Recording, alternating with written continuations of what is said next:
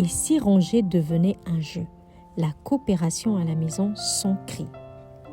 Mais ça fait 3 fois que je te demande de ranger tes Legos.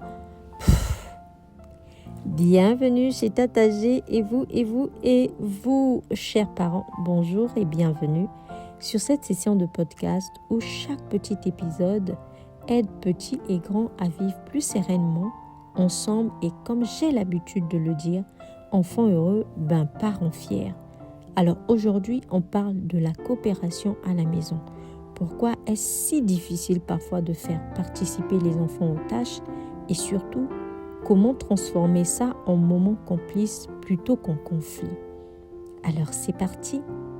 Il faut d'abord comprendre une chose essentielle. Un enfant n'a pas encore le même sens des priorités qu'un adulte. Pour lui, ranger sa chambre, mettre la table ou aider à débarrasser, ce ne sont pas des tâches importantes, mais plutôt des interruptions à ses jeux. Il n'est pas paresseux ou provocateur, il est tout simplement un enfant.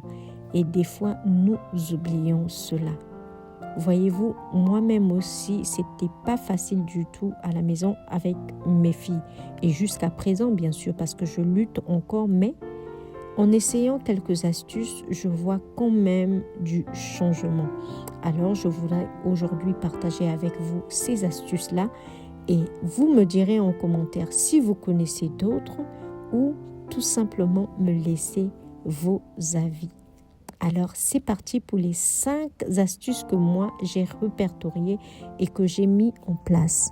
Numéro 1, une consigne claire, courte et positive. Évitons les longues phrases comme « Tu veux bien arrêter de faire n'importe quoi et venir ranger un peu ?» À la place, dites « On range les jouets maintenant et après, on lit une histoire. » Numéro 2, minuteur magique. On va tous arranger et finir jusqu'à ce que la cloche sonne. L'effet course contre la montre transforme la tâche en jeu et surtout chez les plus jeunes.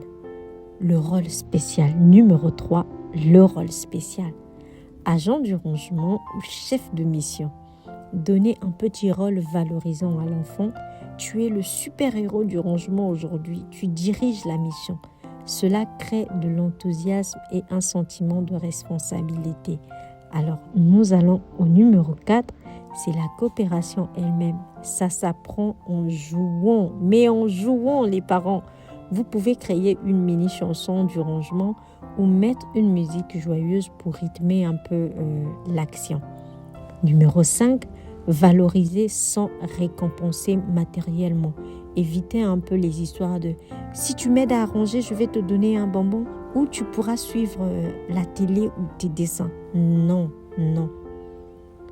Dites plutôt « tu as bien plutôt travaillé, j'ai vu que tu as rangé les crayons tout seul. Bravo !»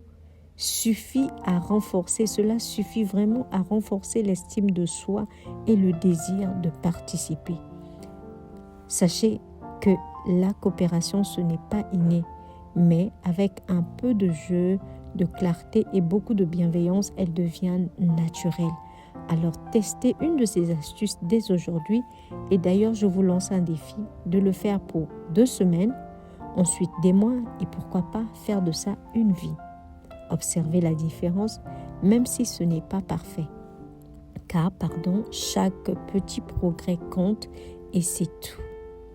Si cet épisode vous a plu, n'hésitez pas à vous abonner, à partager avec d'autres parents et dites-nous en commentaire quelle astuce a le mieux fonctionné chez vous.